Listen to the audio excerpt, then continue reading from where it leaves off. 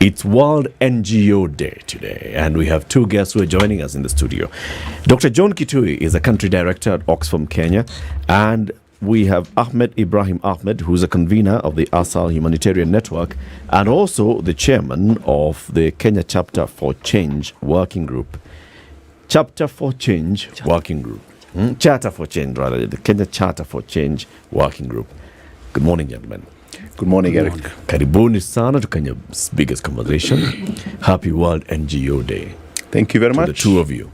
And to celebrate your coming to join us, CT has the day's proverb. Our proverbs for the whole of this week are from the country of Uganda. Being Kenyans, we all know where Uganda is, don't we? Even if you haven't been there, you have an idea of which direction it's at. Huh? The beautiful, this proverb starts, are like a dog with big, beautiful eyes. Might turn out to be a thieving dog or a good hunter. The beautiful are like a dog with beautiful eyes. Beautiful eyes. Might turn out to be a thieving dog or a good hunter. A good hunter. Yes. Dr. Kitui, what do you understand from that proverb? Don't judge a dog by its beauty. Well said. Well said. Abdi, do you agree? Largely, in my community, we don't really have a lot of dogs. But definitely, it means by just looking at it, that will not tell you whether it is a really hunting dog or not. So just joke with it and then it will show you what it is made of. That's how I see it. Put it to the test. Yes. That's also beauty lies in the eyes of the beholder. If you are a hunter, probably beauty means differently to if you just are a pet owner. Or if you're the prey. Or if you're the prey also. Okay. World NGO Day. What does it mean? So, World NGO Day is celebrated on the 27th of February. And it's just to celebrate the contribution of the non-profit sector within society, both from the services it provides in humanitarian work to save lives, but also to empower groups that feel marginalized to wrestle for power within systems, for example. You look at the history of like the labor unions and the trade unions. These are the biggest civil societies that started off when industry was not necessarily working for the labor force, and it was mainly working for shareholders. So labor unions have been there as a civil society for a very, very long time to struggle for that space as well. Then when you come to societies where many people are being left behind, you find like civil society organizations or and non-governmental organizations are there to make sure that people live with dignity, their rights are protected, their freedoms are enjoyed. So most of the things we take for granted today, whether it's our freedoms, our liberties, our right of association, our right for fair wages, freedom to life itself, freedom from slavery, freedom from sexual and gender-based violence, whatever it is that we take for granted, a lot of these things have been thanks to the non-governmental organizations. So this day is set aside to celebrate the immense contribution of the non-profit sector in our societies. So you're using very many words here interchangeably. Non-governmental organizations, non-profit organizations. One and the same thing? So it's a semantics. So when you talk about non-governmental organizations, strictly speaking, even the private sector will be part of that as well. But when we talk about non-governmental organizations, I think we are usually referring to the civil society organizations, as opposed to just a very blanket statement about non-governmental organizations that would include private sector, for example. So in this instance, the focus is on this civil society organizations. Many people, when they hear civil society, they think of advocates, right? So those that are involved in advocacy, whether it's rights, whether it's governance and all. And then they also draw another line between civil society and humanitarian organizations. It's a false dichotomy. So probably the best way to look at it is to look at it from a continuum perspective. So we have civil society organizations ranging from as I mentioned earlier, the labor unions, the trade unions. Then we have some that push for freedoms and rights, whether it's right to life or right to from non-violence.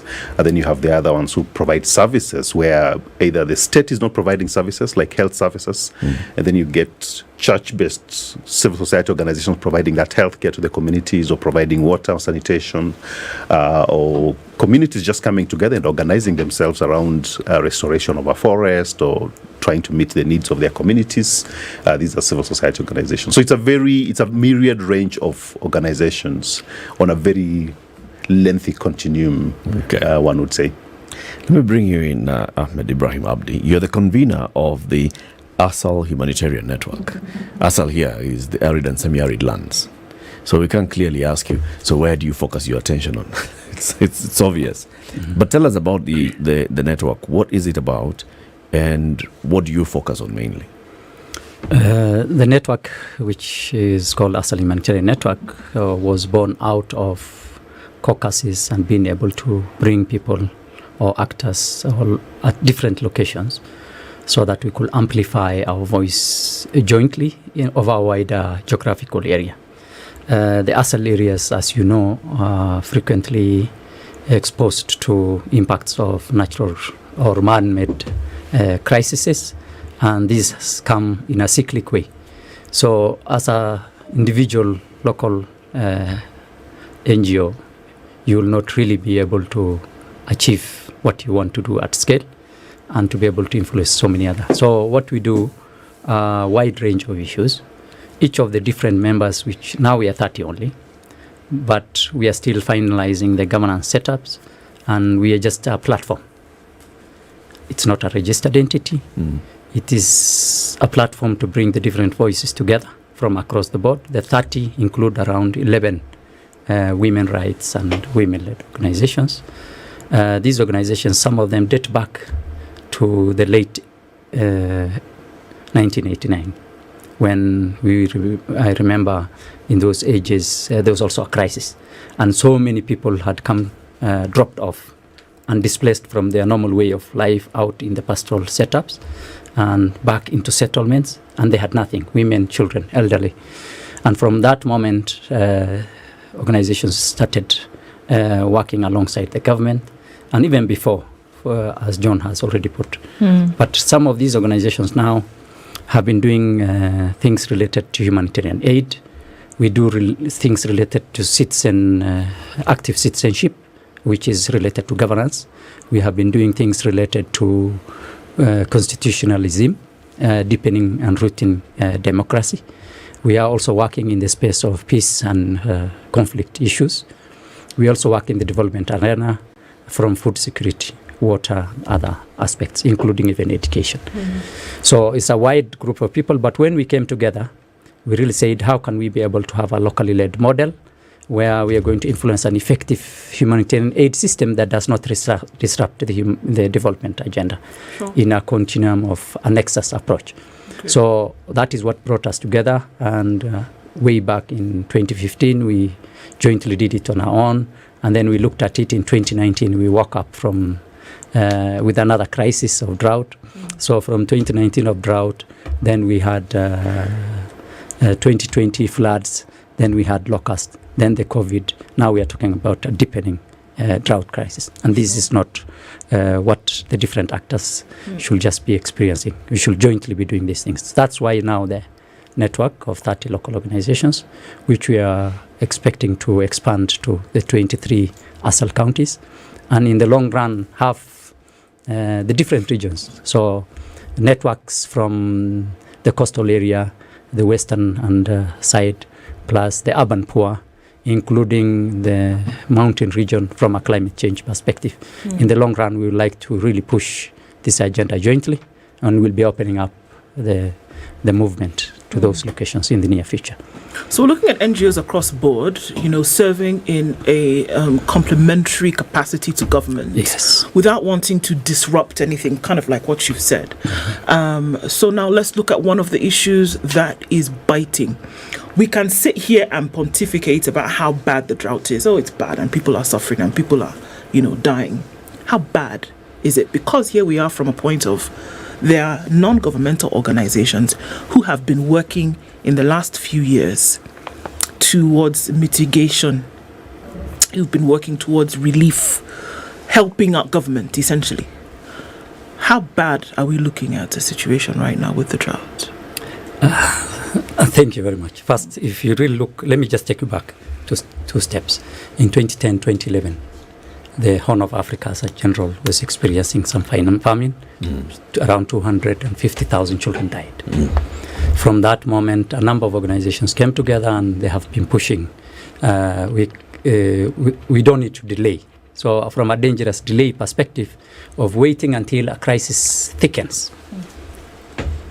And we see death is the time now action takes place. There's need to do action earlier. So in 2017 crisis, again, the same was averted as a result of the concerted effort of local, national, and the humanitarian community together with the government, that we did not see deaths across the Horn of Africa, if you really talk about it. Now we are talking about 6. The 6th one is in March. Failed below, and in essence, from a spatial how the rain is distributed, below normal rainfalls. From 6, and the first one of the 2010, 2011, we were only talking about 3. Now we are in 6. And without the timely, appropriate support, the NGOs, the CSOs, and government coming together has really put on the ground with better mechanisms to really respond to the crisis, then we are seeing literally not so much deaths. But as we speak now, if the humanitarian situation is not responded to very fast, in the next 2-3 months, we'll be witnessing serious and mass deaths of children, elderly, and sick. Let me just give you a top look at the analysis that was recently done, and even the President of the Republic of Kenya really launched the other day. We are talking about 5.4 million in ASAL counties, 23 ASAL counties. That represents almost 10 or 11 or 12% of the Kenyan population that are in crisis. If you really look at the 10 ASAL counties, the ASAL humanitarian really network works, 63% of those people in crisis come from that place. And if you look at the analysis of each of those counties, 6 in every 10 is really facing crisis and emergency level, acute. That is acute food insecurity. Right. The best a person can get is a meal a day. That's the best. The best. Others who have been seriously, we are seeing serious displacements. People are coming to settlements because they have lost what they had. You know, a means of life is that livestock. Yep. It's just like you going into a shamba or a farm and you can cut out nothing. So these animals are not wet, so there's no milk. The body conditions are in bad shape, and therefore you cannot slaughter. Families who are reporting close to 140 cows dead for a family that is of 6-8 is serious. So where does that individual get any extra thing? So if 6 in 10 are in that kind of a situation, then we are really in dire situation. And it will be unfortunate if Kenya, which is a country of a 3 billion budget, Trillion. 3 trillion budget, cannot even put 10% into losses of livestock that can be said to be 300 billion to 500 billion being lost in those periods. So it's serious and serious. Ahmed, in 2021, President Uhuru Kenyatta declared drought a national emergency, right? Yes. A national disaster. What did that mean? Did you see any change in government response to what was happening in the ASAL areas? If I really look at how the government really normally responds, we have a set of a social protection structure. The social protection structure in maybe 4 counties, giving to the the hunger safety net. Around 100,000 families were supposed to be given bi-monthly 5,400. We also have around 1.2 million in the Inua Jamii, which get 2,000. As the crisis now thickens, we anticipate also that those groups are not also left behind, because we are given 2,000 shillings, or you are given 5,400 in every 2 months, which is 2,700. Then you still cannot be able to really make anything. But from that time the drought crisis was done to now, those people under the hunger and safety net are talking of maybe having, when we talk to them, they're saying they only received 2 cycles of like that. That is 10,800 in 2022, which they should have received 4 cycles. So that 1 cycle didn't happen. We have, the government had put around 7 point something, 2 point something in livestock offtake, and some other was announced as at that time. How much of it really came out is not clear. So it will be really great to know how much of it came out. The government of the day also promised to put 6 billion more this year. We are talking about a humanitarian crisis with an appeal from the humanity. If you look at the UN dashboard right now, we are in need of $300 million. It's only 54%. $300 million to address the hunger crisis in Kenya or the whole of Kenya Africa? Only. Just Kenya alone? Kenya alone, which is now only 54% funded, and largely most of this response happened in 2022. Where does that leave us then? City, sorry. No, go ahead. I'm looking at this discussion, and why I'm quiet, because I'm just playing this thing in my head.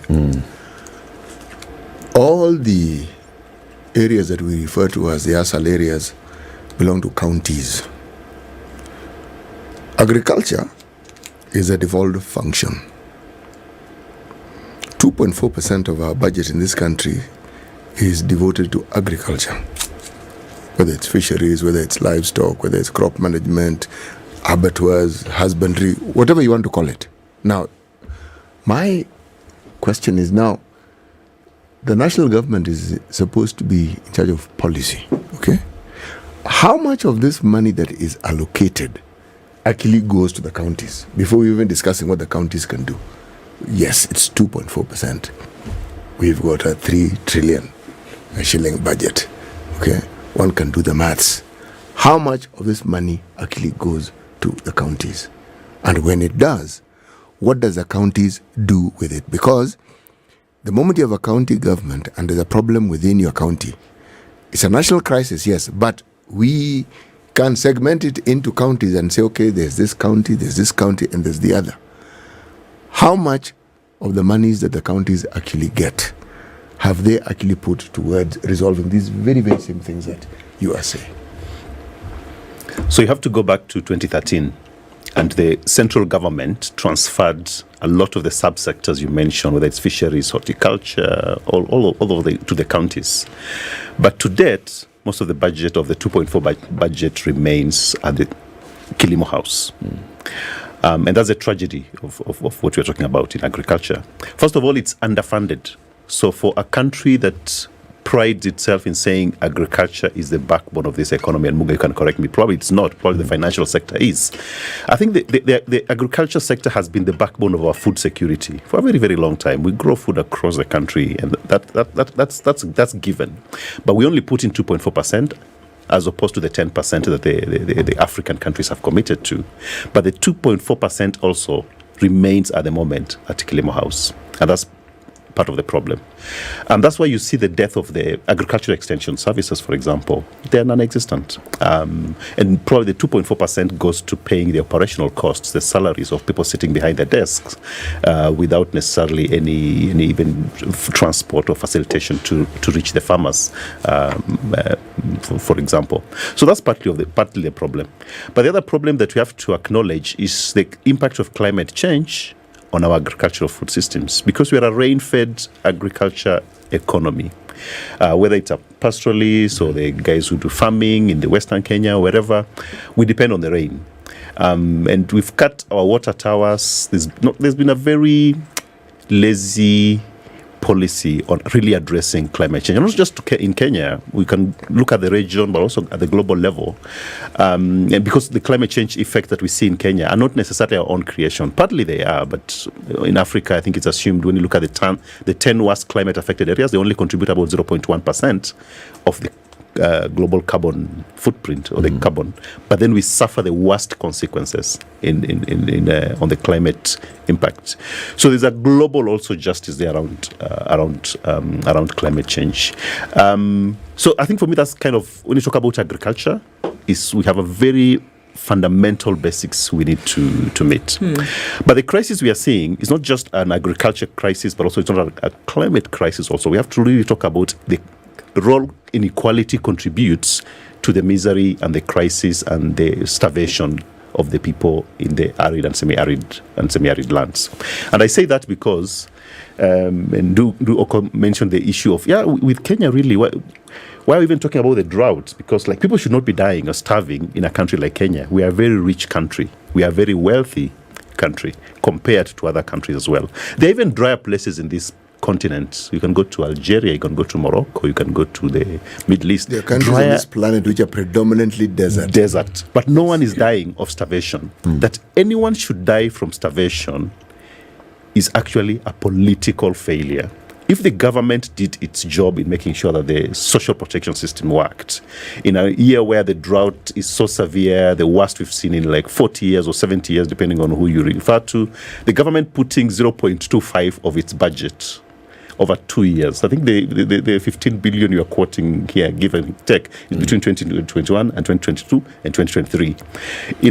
In a country that allocates 3.3 trillion Kenya shillings in a budget, giving 6 billion, I think you have to look at it from its scale. You're missing the point, really. When you're talking about, yes, we've declared this a national disaster, why are we putting 0.25 but then of the budget? If indeed those are the figures and the reality you present are our realities, then when I look at the caucus that our brother Abdi here has mentioned, it's a big caucus. It has many influential organizations within it. So what then should be the focus? Because the people who have the might to help solve this problem is the government.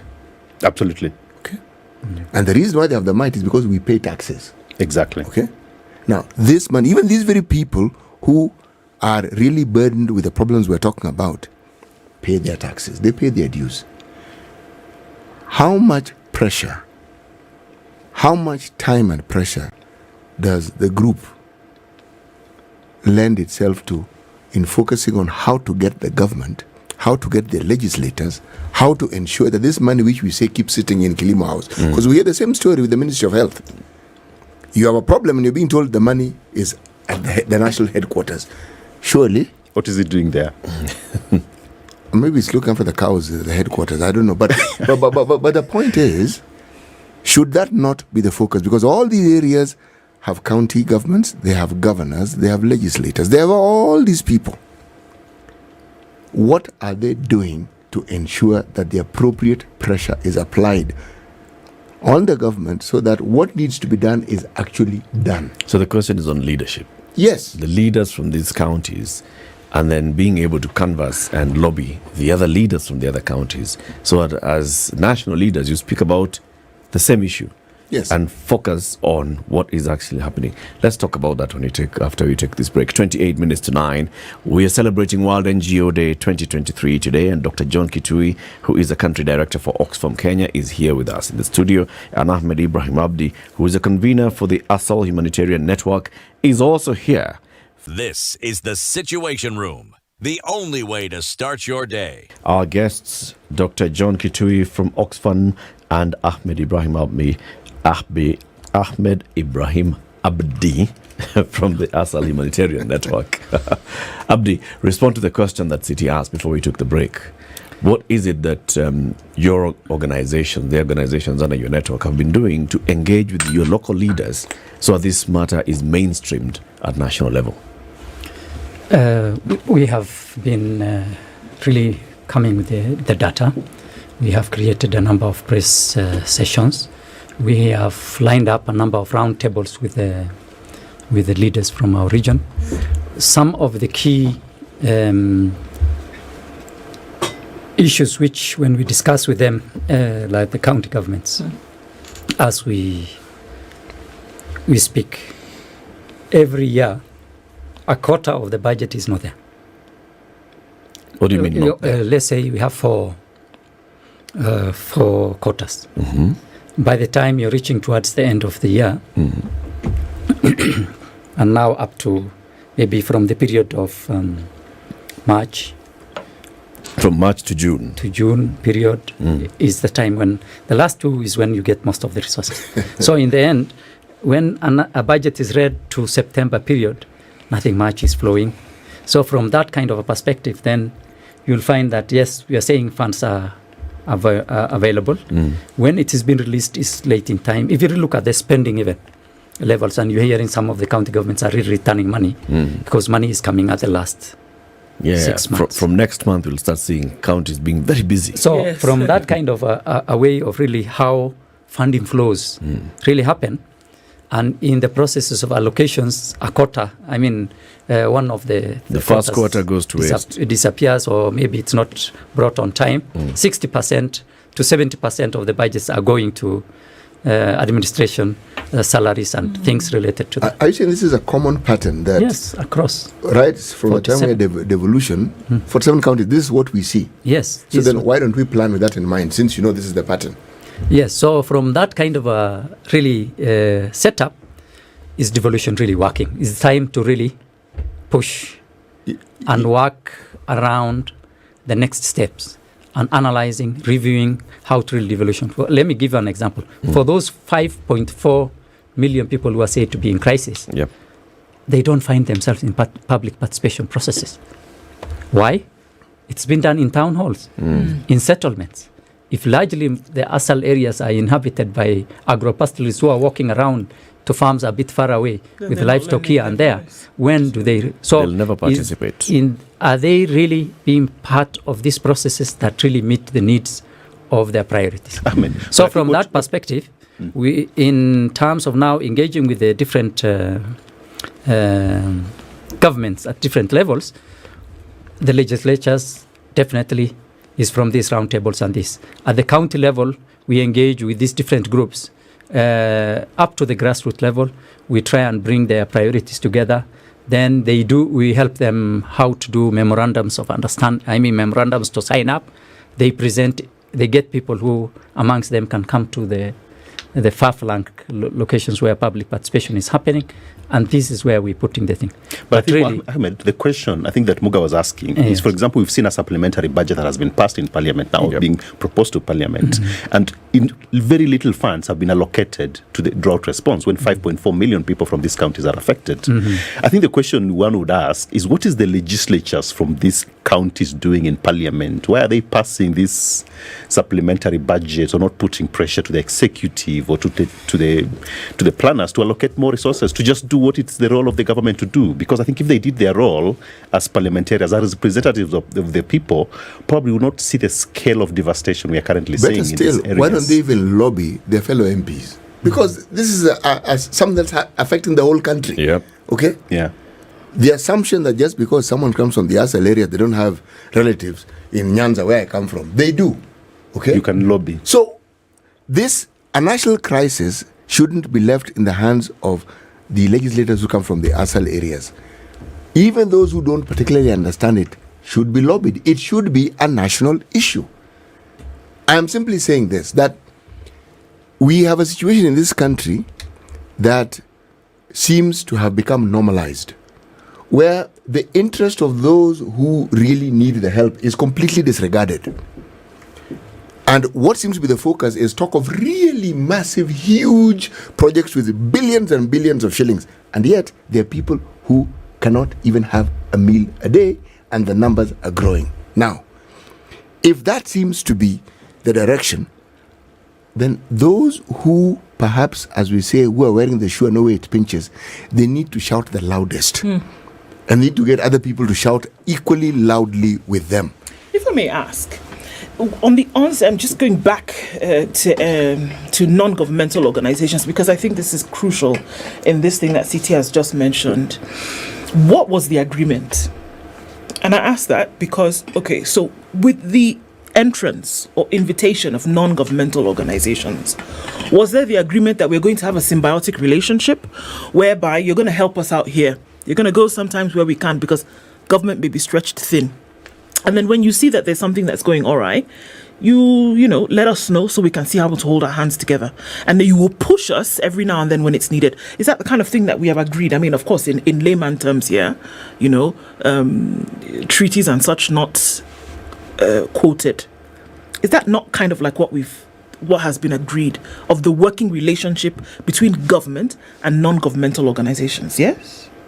More or less? So there's no agreement per se, but I think probably the best way to explain it is you have to go back to how societies function.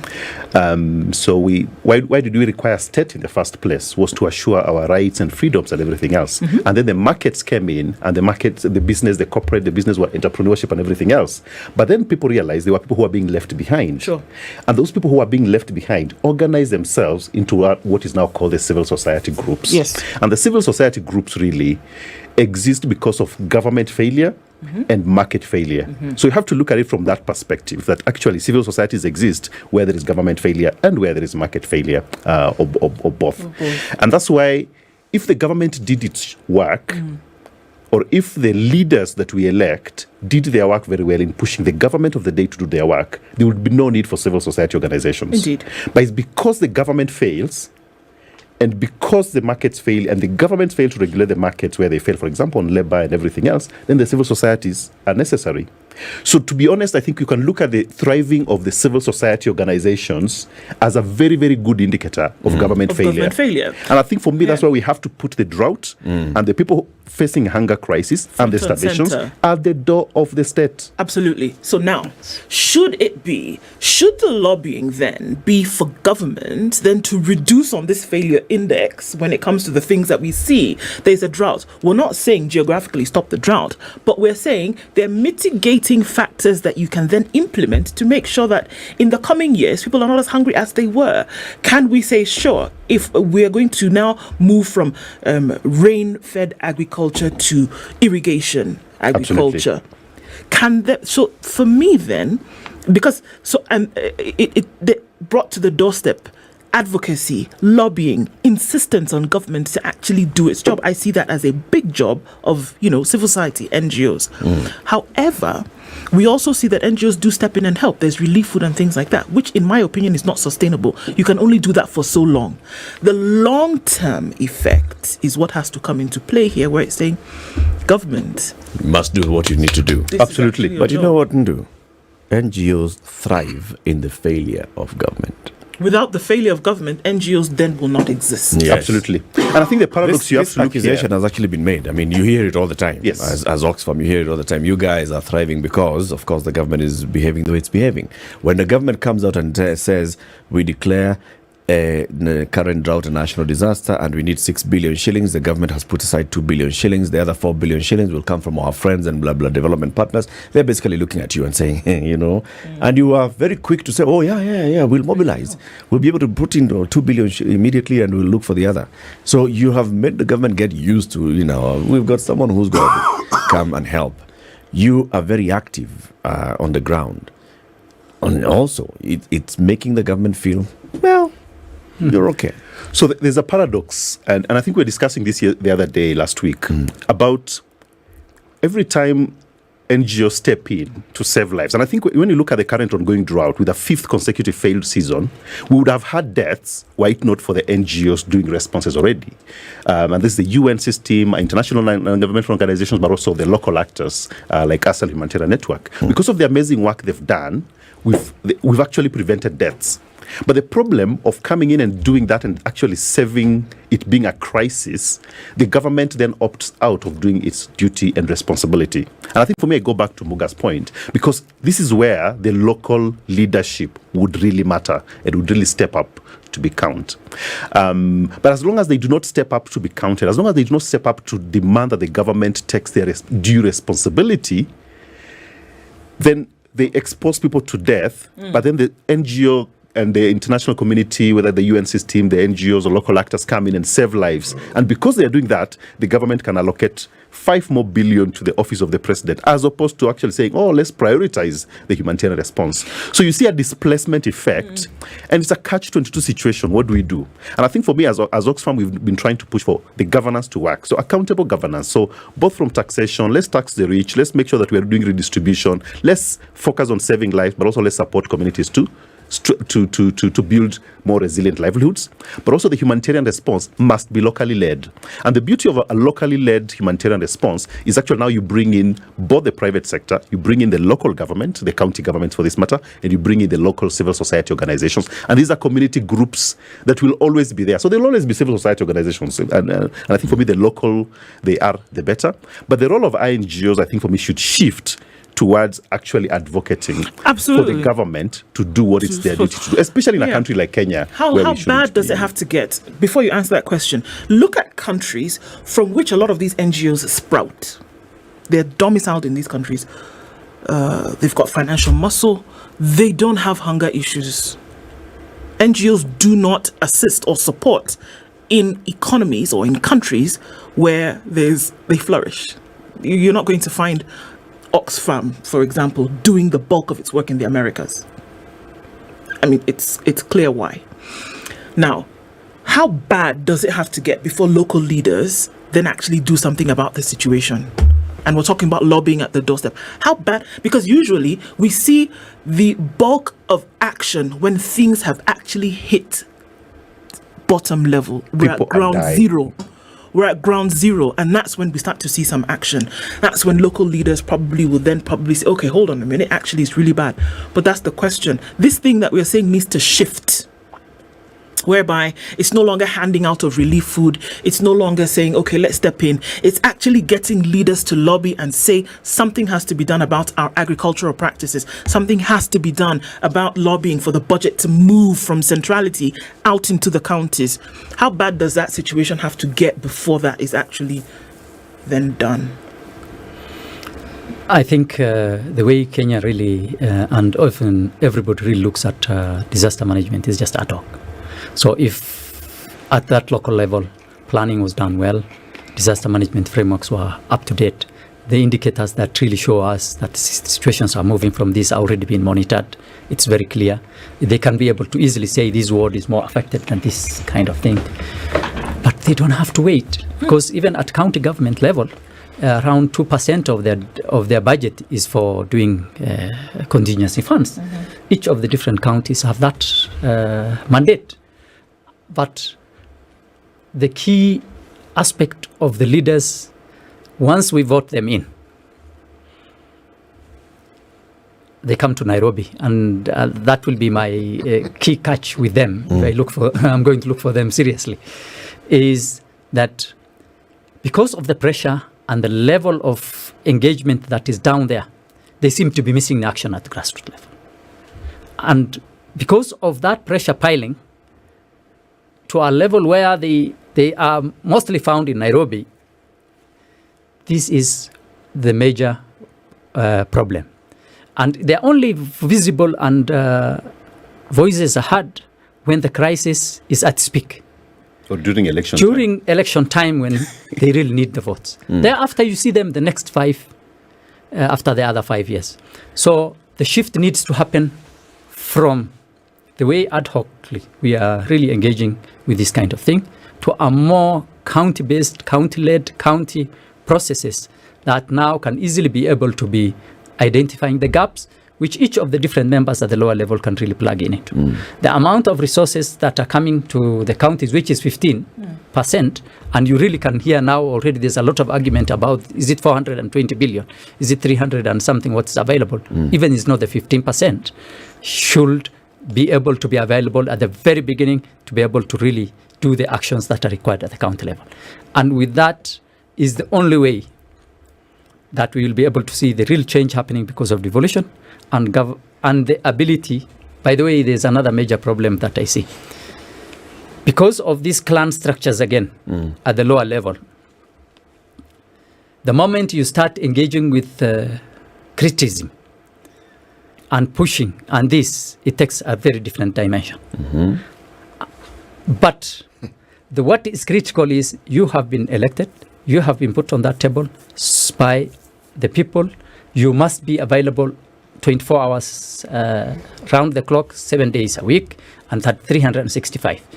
You have been sent out there to do legislation, follow up, and hold government to account and oversight it. Where things are really not working, they need to call it out. Then, whether you are in opposition, whether you are in government, the person who really voted for you really matters. And my call to them is that time is up. And time is now for them to really be able to push this bar to the next level, and we'll be coming to look for them, to engage them in those roundtables on a daily basis. No, I just wanted to say, from a political perspective, we are a country that have lost our way. And I think we, as I said earlier, I think the drought, the hunger crisis and everything else is a political failure. And I think, as Ahmed is saying, we can actually attribute most of the political failure to the quality of the leaders that we elect. Because I think there's a huge focus on very arbitrary qualities of our leaders.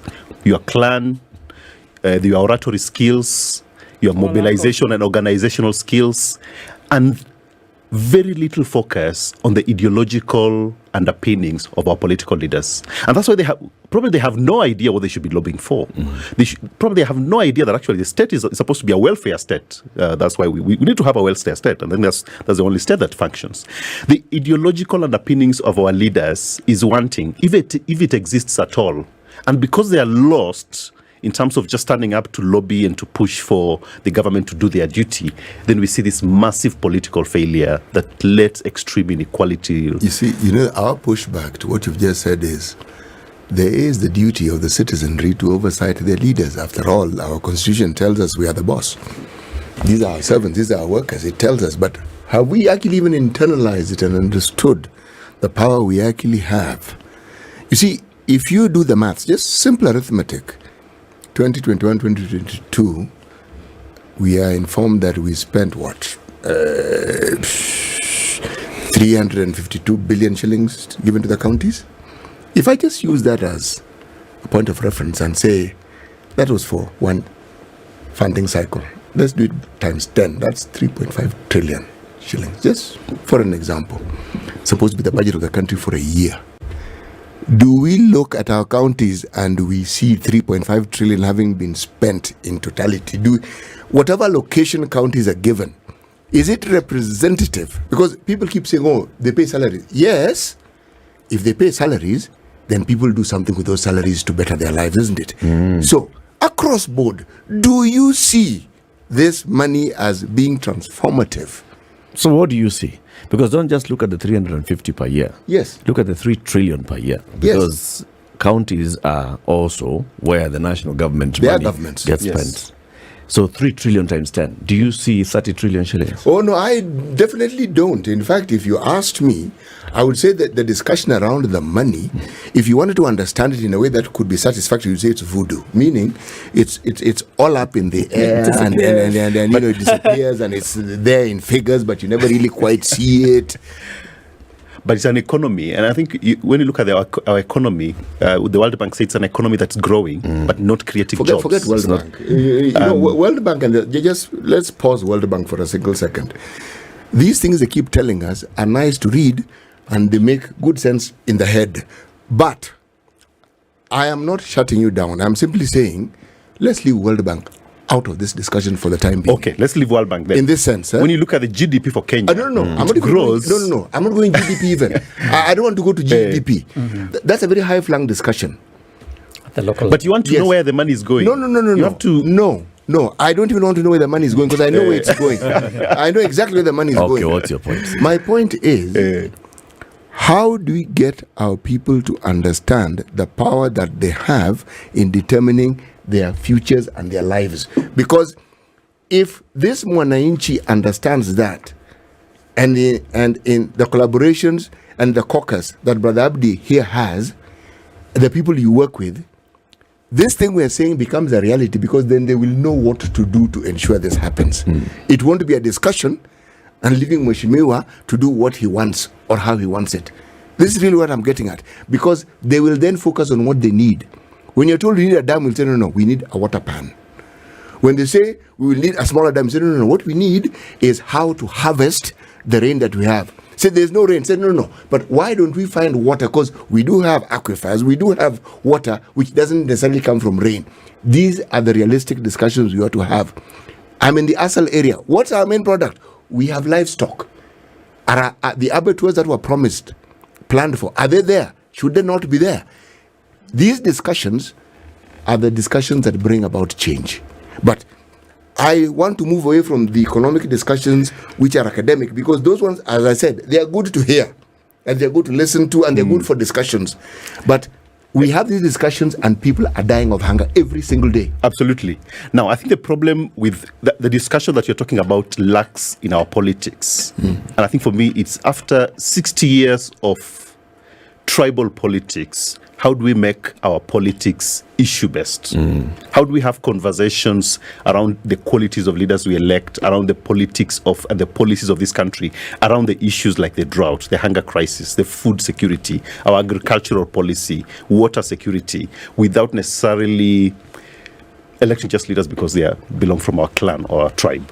But I think also not necessarily dismissing the GDP conversations, because yes, as an economy, we look like we are growing, but we are an economy that's growing without creating jobs. I think for me, it still matters. And we have our conversations around how do we grow an inclusive economic growth, or is it actually growing, or is it the government just spending on a major infrastructure and therefore a pseudo growth of our GDP? I think all these figures matter. And it's a conversation that needs to be had. Yes.